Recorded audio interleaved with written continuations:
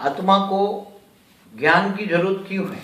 मनुष्य आत्मा जन्म के तुरंत ही अगर ज्ञान की आवश्यकता समझता है तो बचपन से ही ज्ञान के खोज में रहता है।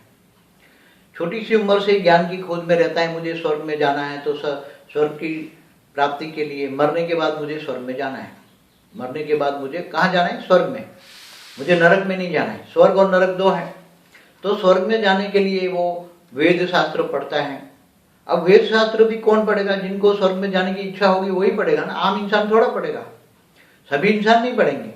मगर जो उच्च आत्मा है, जो स्वर्ग लोक से आई है, उनको ये धरती पर अच्छा नहीं लगता। स्वर्ग लोक से ऊपर में भी आई है, कोई चौथे लोक से आई है, कोई पांचवें लोक से आई है, महालोक से आई है, कोई जन लोक से आई है, कोई तप लोक से आई है, कोई ब्रह्मापुरी से आई है आत्मा, कोई परमधाम से भी नीचे आ सकती है आत्मा। तो वो आत्मा इतनी हाई क्वालिटी है, या दूसरे यूनिवर्स से आई है, दूसरे गैलेक्सी से आई है, कोई महाशिव की कैपेसिटी की है, कोई परमाशिव की कैपेसिटी है। तो दूर दूर से आई हुई आत्मा यहाँ फंसी है, तो वो उनको यहाँ मन नहीं लगता। इस धरती पर, इस संसार में मन नहीं लगता। तो बचपन से वो ज्ञान की शोध में लग जाता है। तो उसको इतना पता होता है मुझे स्वर्ग में जाना है, स्वर्ग में जाना है। वेद शास्त्र पढ़ के स्वर्ग तक तो जा सकते हैं। वेद शास्त्र पढ़ के उसको महाशिव महाशक्ति की प्राप्ति के लिए स्वर्ग में जाने का रास्ता ढूंढता है कि मैं स्वर्ग में कैसे जाऊंगा। फिर स्वर्ग में जाता है, मरने के बाद स्वर्ग जाता है। तो स्वर्ग में भी तो उसको इतना पता लग जाता है कि तो स्वर्ग में भोग लोग है, या तो मैं फिर भोग भोगूंगा, फिर दोबारा मनुष्य बनूंगा। फिर वो जाता है ऊपर महालोक, जनलोक, तपलोक में जाता है, ब्रह्मापुरी तक जाता है, फिर विष्णुपुरी वैकुंठ में जाता है। उसको ज्ञान होता है वैकुंठ में भी सुख नहीं भोगना।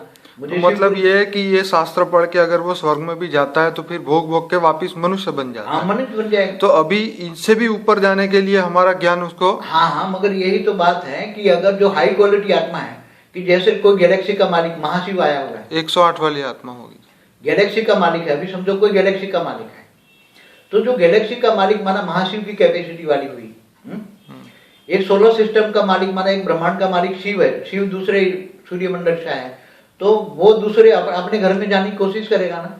तो इस परमधाम तक जाएगा। परमधाम में जाने के बाद सोचेगा मैं तो दूसरे सूर्यमंडल सोलर सिस्टम में जाऊं।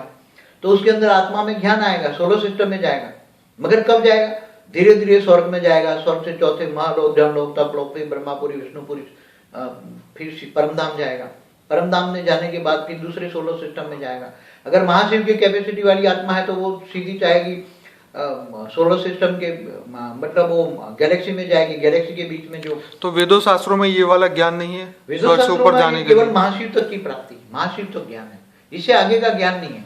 अगर बेहद के मल्टीवर्स यूनिवर्स से दूर आई है, मल्टीवर्स यूनिवर्स से दूर की आत्मा है, जो अनंत कोटि ब्रह्मांडों का मालिकों का ऊपर वाली मल्टीवर्स यूनिवर्स से भी ऊपर वाली फादर ऑफ द इनफाइनाइट। हाँ, तो वो आत्माएं, उनको यहाँ ये गैलेक्सी में जाएगी तो भी मन नहीं लगेगा, यूनिवर्स में भी मन नहीं लगेगा। उनको तो अपने घर में, जब तक कोई भी आत्मा अपने घर में नहीं जाएगी जहाँ की रहने वाली है, तो वो समझो कि बेहद के ऊंच से ऊंच मल्टीवर्स से भी दूर दूर से आई है, जिसको 100 कला के हम कहते हैं। 100 कला से आई है आत्मा, हाई क्वालिटी है, बेहद की परम आत्माएं हैं। तो उनको यहाँ मन नहीं लगेगा, वो तो मल्टीवर्स से भी ऊपर चली जाएगी धीरे धीरे। तो वो ज्ञान ढूंढती रहेगी ना, वो ज्ञान ढूंढेगी कहाँ हम ऊपर जाए, कैसे जाए।